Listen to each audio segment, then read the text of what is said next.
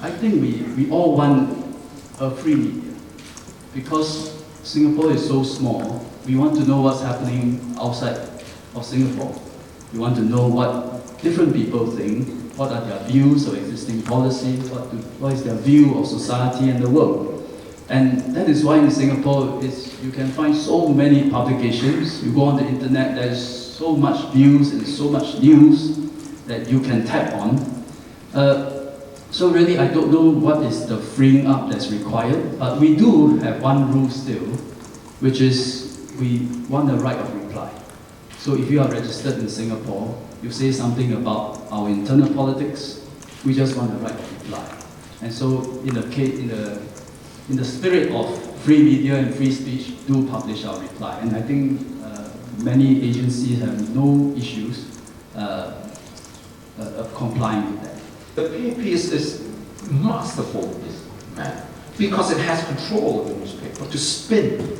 It puts in one policy and tells the whole country, we're doing right by you. And then, as I said, because of the control of information, there is very little analysis, scrutiny of its policies. And then it goes into the elections and it wins very handily and we all start applauding and then think that, well, it's moving to the left. I haven't seen that at all. I'm confident in the coming years, with the advancement of technology, social media is going to play a more important.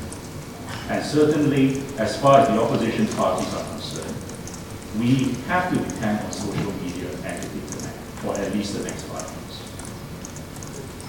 And we intend in the NSP, certainly, in the next general election, to make full use of social media and the general consciousness of the electorate is driven very much by the mainstream media. And I say this only because the main social media has come on in the last, 10 years.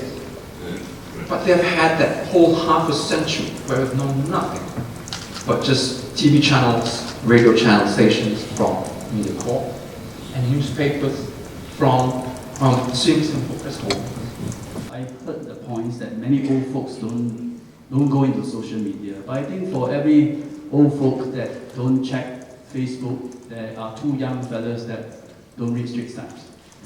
You know? And so I don't know what is the net effect, but I'm not here to defend the mainstream, the so-called mainstream media. I do know that all our papers, our CNA and everybody, they have their credibility to uphold.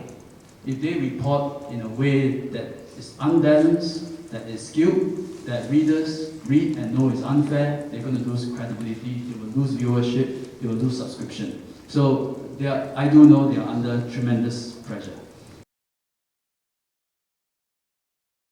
Ultimately, our responsibility is to the people. We want growing economy, of people well taken care of, social harmony, racial harmony, social cohesiveness. Certain issues are controversial, and sometimes it's not for government to deal with it. Because you can be the largest animal in the jungle, but you're not the jungle. You can be the largest company in the industry, but you're not an industry. We may be the government today, but we're not larger than society. Some issues are for society to evolve and to move to a new position. It's not for us to rush it or expend political capital in order to pursue it. Yeah.